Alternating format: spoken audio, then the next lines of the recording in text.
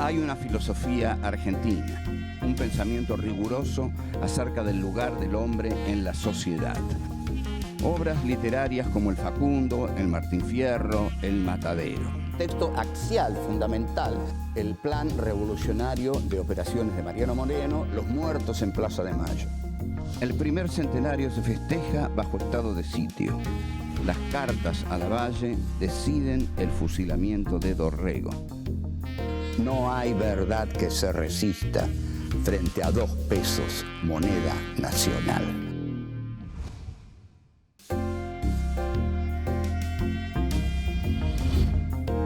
Encuentro 13, la entrada al segundo centenario. 1. La crisis y la incertidumbre. 2. Participación popular, la consigna que se vayan todos. 3. El rol del Estado y el poder comunicacional. 4. La distribución de la riqueza.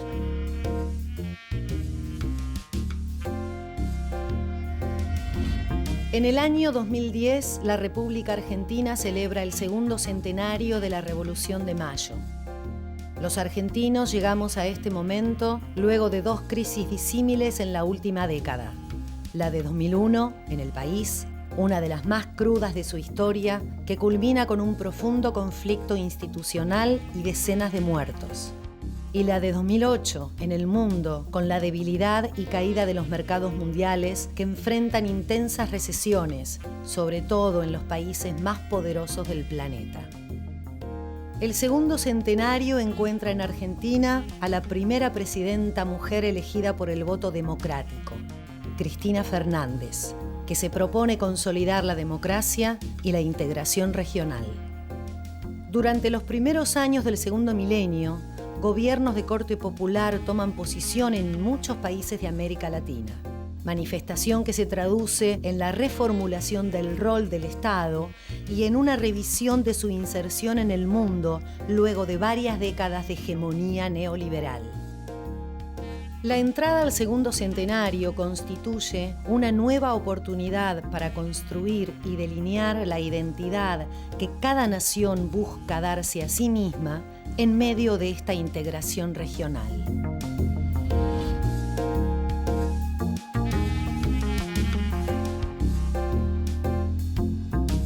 Este es nuestro encuentro número 13, es nuestro último encuentro de esta tercera temporada, ¿no? Porque este es nuestro encuentro número 3, Filosofía Aquí y Ahora 3, que durante este ciclo nos ocupamos del pensamiento nacional. Bueno, este es el programa número 13, como decía, es el último, y nos vamos a ocupar de la entrada de la República Argentina en su segundo centenario.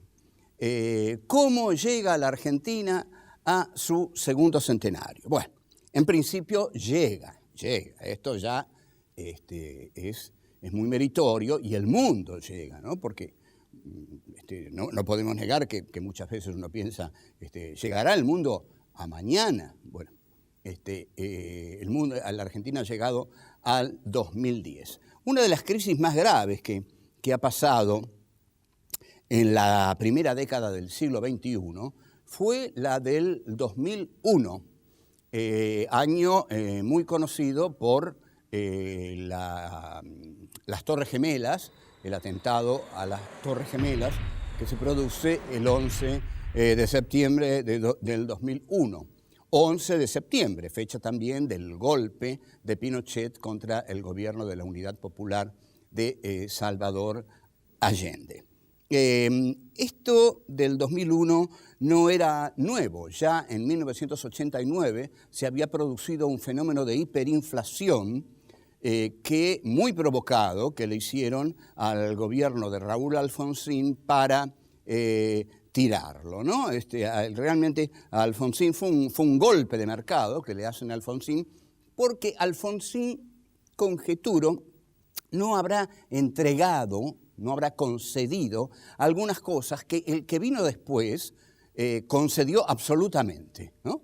con gran entusiasmo les dijo a los hombres poderosos de este mundo que quieren, yo lo hago. Bueno, la hiperinflación angustia mucho a la gente porque pierde el control de su economía, pierde la sensación de qué piso está pisando. El piso que nosotros pisamos tiene que darnos la idea de cierta solidez. Cuando la moneda se dispara, cuando con la moneda se produce un proceso de licuación, como que la moneda no existe, como estamos parados sobre la moneda, perdemos el piso y la hiperinflación nos devora. La hiperinflación, además, lleva a un precio exorbitante, ¿no?, inasequible, para los sectores medios, sobre todo, y ni hablar los sectores humildes, las mercancías. La mercancía es la esencia del capitalismo, tal es así que Karl Marx, que es el que más profundamente estudió este sistema de producción en el Capital, el capítulo primero está dedicado a la mercancía. El sistema capitalista es un sistema de producción de mercancías. Por otro lado, quien más mercancías tiene, más poderoso es. Y la mercancía es el resguardo del dinero. Pero el resguardo del dinero para las clases poderosas no es el país. Ojo, no.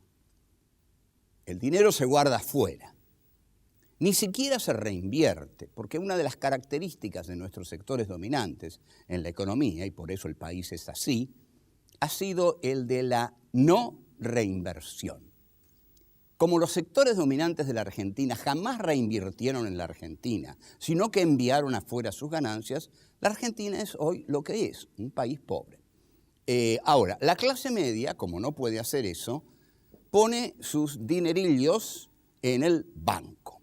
Entonces, en el 2001, lo que el presidente de la Rúa, una de las figuras más preclaras de nuestra historia, ordenó fue el llamado corralito, un corralito. Bueno, una palabra rara, a uno le dicen corralito, piensa que es un lugar para poner los ponis o el corralito de los nenes. No, era un corralito por el cual la clase media no podía sacar su guita de los bancos. Esto enloquece a la clase media, nunca le había pasado. Entonces, ¿qué es lo que hace?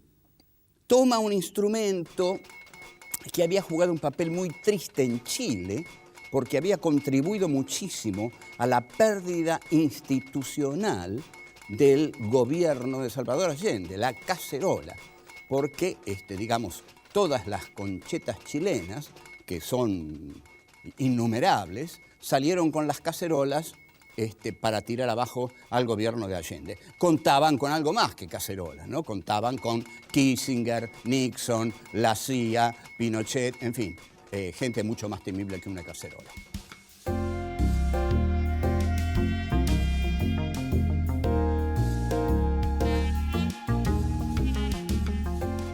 Cuando esta clase media cacerolera sale a la calle, el presidente de la Rúa lo que resuelve hacer, si es que lo resuelve él, porque en realidad es difícil imaginar a De la Rúa resolviendo cosas. Tenía un montón de gente ahí alrededor que las resolvía por él y le ordenaba. Hay una foto de su hijo célebre, Antoñito, que tiene los dos brazos así sobre el escritorio y lo está mirando a De la Rúa, y De la Rúa lo mira así, y bueno, y seguramente ahí Antoñito le está diciendo: tenés que declarar el estado de sitio y dar leña, viejo, porque si no esto no se arregla. Muy bien, eso fue lo que hizo De la Rúa, es decir, le hizo caso a le hizo caso a Antoñito y declara el estado de sitio. El estado de sitio era una medida que no podía declarar De la Rúa en el nivel de debilidad institucional y política en que se encontraba. Entonces, en lugar de mandar a la gente a su casa, que es lo que pretende el estado de sitio, sacó a la gente de su casa con las cacerolas. Las cacerolas derrocaron a De la Rúa, pero acá hay un problema no resuelto en la Argentina. De la Rúa se va del gobierno y hay una represión terrible, terrible en la Plaza de Mayo. Hay 31 muertos, que deja de la Rúa como estela sangrienta de su retirada. Bueno, ahí viene una etapa muy confusa de distintos presidentes y también una etapa muy fascinante de participación popular. La gente sale a las plazas, a los clubes, y comienzan las llamadas asambleas populares. ¿Qué es una asamblea popular? Bueno, una asamblea popular es un ejercicio de democracia directa. ¿Qué es la democracia directa? La democracia directa es lo antagónico a la democracia por delegación. Nosotros, cuando votamos a los políticos para que nos representen en el Parlamento, en el Congreso. Pero ocurre que en esa época se tuvo clara conciencia de que los políticos a los que votamos para que nos representen no nos representan, sino que representan al poder de las empresas, al gran poder económico, no representan al pueblo. Entonces, ahí es donde el pueblo dice que se vayan todos.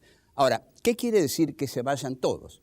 Que se vayan todos no es tan simple como lo interpretaron tan directamente algunos periodistas de la época. No es que se vayan todos y vamos a poner de presidente al vecino del cuarto B. No, no los queremos más, nos vamos a valer por nosotros mismos. Que se vayan todos, se van de nuestro respeto, se van de nuestra valoración positiva, se van, no los queremos ver más. Entonces comienzan los estados de asamblea. La asamblea es un ejercicio de democracia directa. Estos ejercicios de democracia directa fueron un momento muy fructífero del país, al cual en cualquier momento deberíamos retornar como un ejercicio, digamos, que sea ejercido por el pueblo mismo, ¿no? Y no delegado ni en los políticos ni en los medios, sino ejercido por la población, por la civilidad que va a escucharse los unos a los otros. De este proceso, un complejo proceso, surgen unas elecciones y hay un candidato que pone Duhalde, que viene del Frío, que de joven le decían Lupín, que era un personaje del rico tipo, que dibujaba divito, que tenía una enorme nariz, y que accede a la presidencia con el 22% de los votos, porque Menem, ese personaje, en fin, entre farandulesco y diabólico, ¿no? No se presenta en el balotaje, porque sabe que si se presenta en el balotaje, Kirchner hubiera asumido con el 70% de los votos, porque ahí sí toda la gente se hubiera volcado hacia él. Pero al no presentarse, lo deja a Kirchner con un caudal de votos limitado. Ahora, Kirchner, de todos modos, asume con una voluntad política muy firme.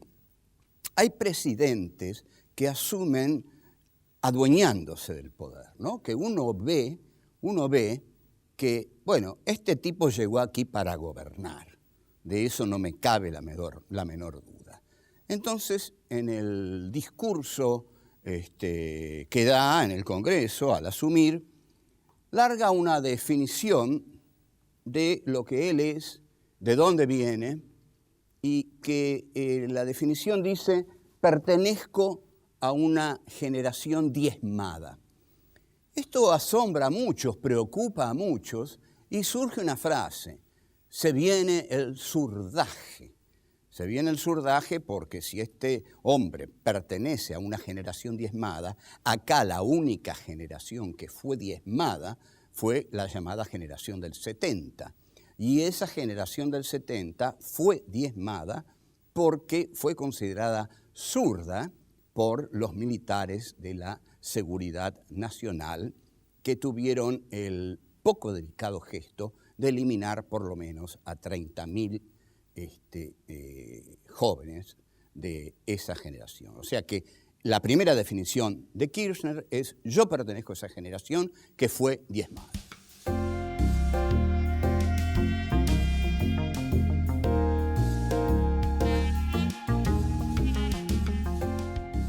Durante los 2 primeros años del gobierno de Néstor Kirchner se da algo que todo el mundo llama la luna de miel.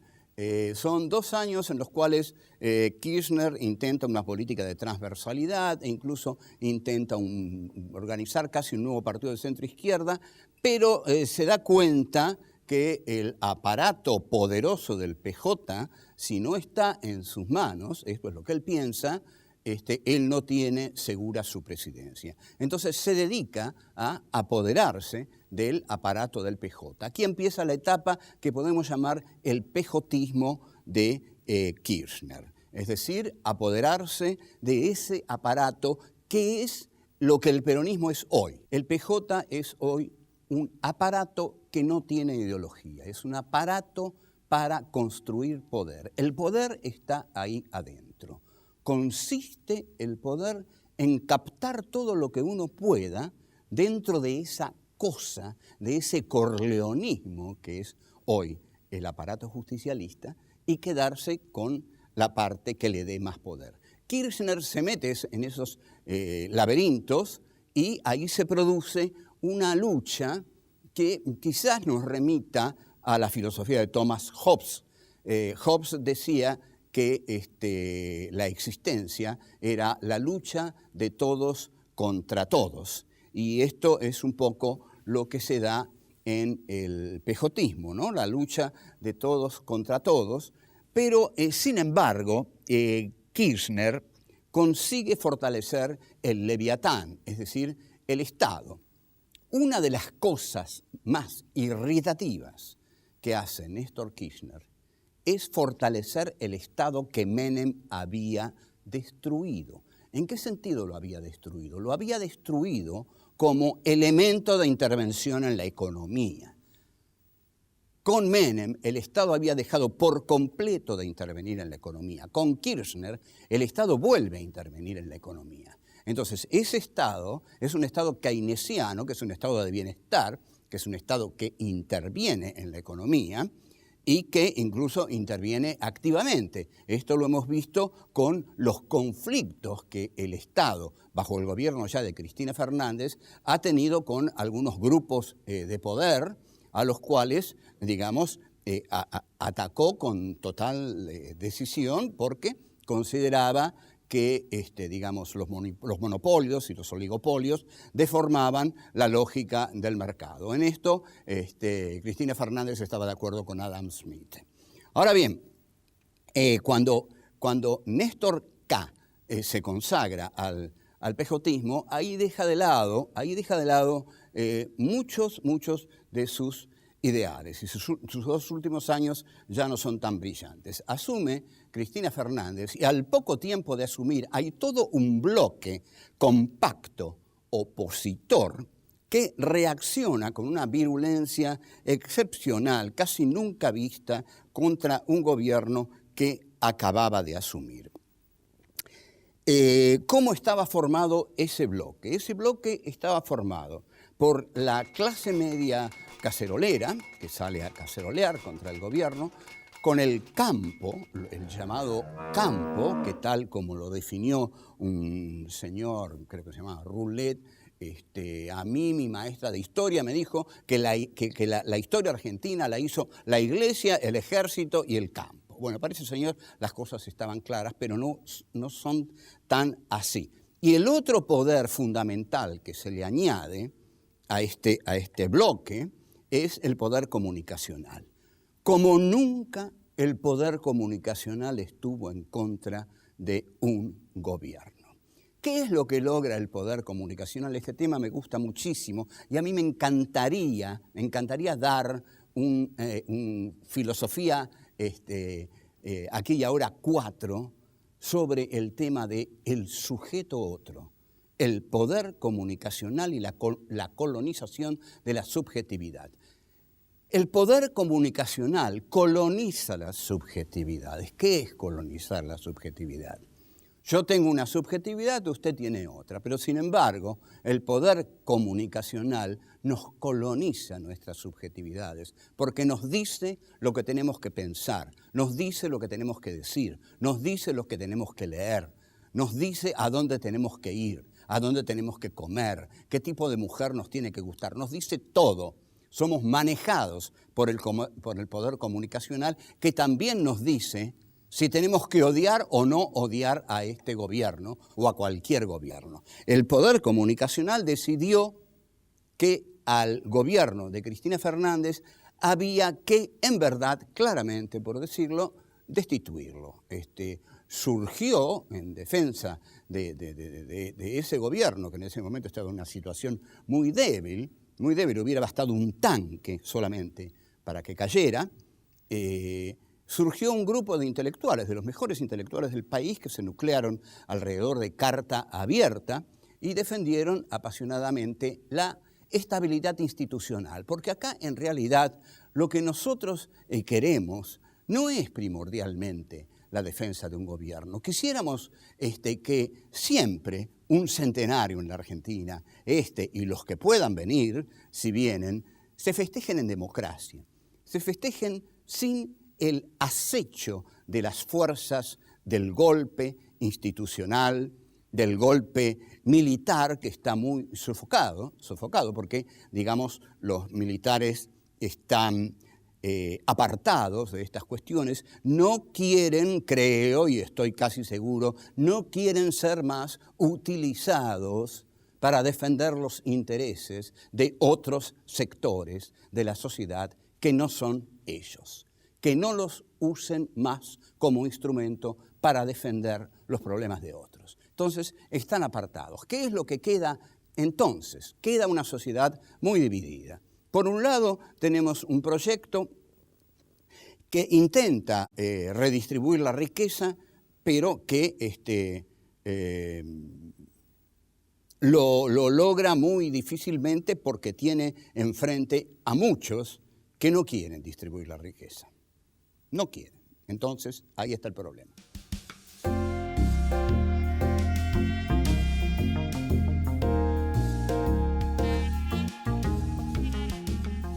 El problema de la distribución de la riqueza es que los que tienen la riqueza no quieren distribuirla. Y no quieren distribuir, pero ni siquiera un peso. Pero no lo quieren distribuir ni siquiera por el simple criterio de autoprotección, de conseguir que no haya tantos desesperados, ¿no? Porque cuanto más desesperados haya, más inseguridad vamos a tener en este país, más muros va a haber que hacer, más rejas va a haber que construir, y pronto va a haber que construir rejas electrizadas y muros de 40 metros. Entonces, como esta clase es una clase golosa, es como el amo hegeliano, que solo sabe gozar, esta clase no quiere distribuir la riqueza. Para distribuir la riqueza hay que enfrentarse a ella, pero para enfrentarse a ella hay que enfrentarse a un poder realmente muy poderoso, porque no es solo el poder de acá,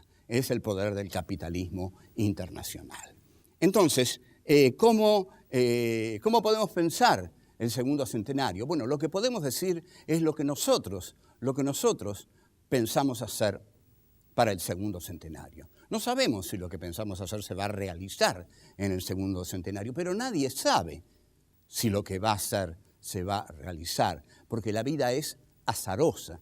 El principio fundamental de la historia es el azar. Puede ocurrir una cosa, puede ocurrir otra. Nosotros creemos que es fundamental que la Argentina llegue al segundo centenario diferenciándose claramente de la Argentina del primer centenario.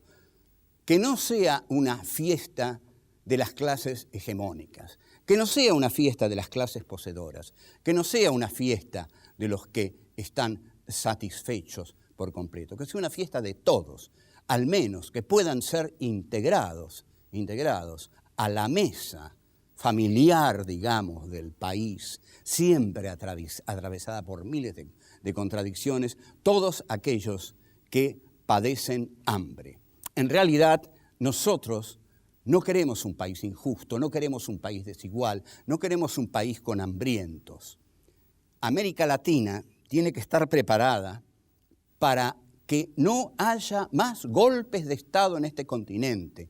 No puede haber golpes de Estado. La democracia tiene que seguir, pero la democracia, si no alimenta, si no da de comer, como decía un político, y que no dio de comer, y que no da de comer, porque hay 1.000 millones de hambrientos en este mundo, en este momento.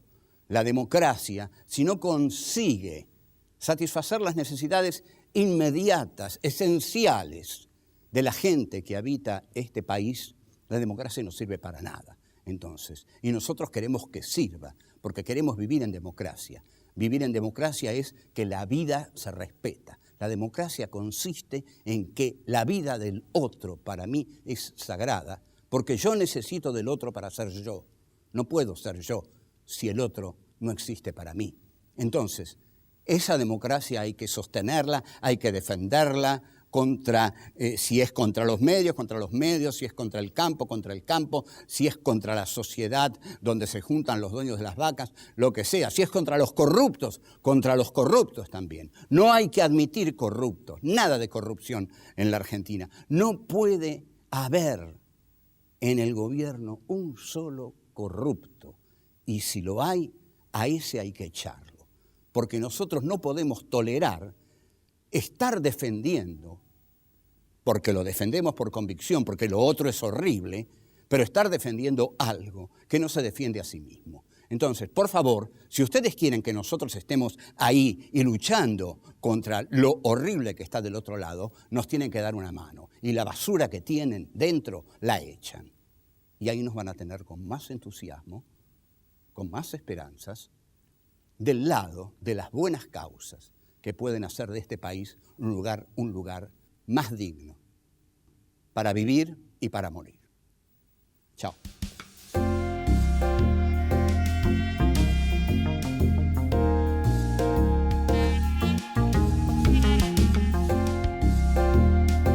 El principio fundamental de la historia es el azar.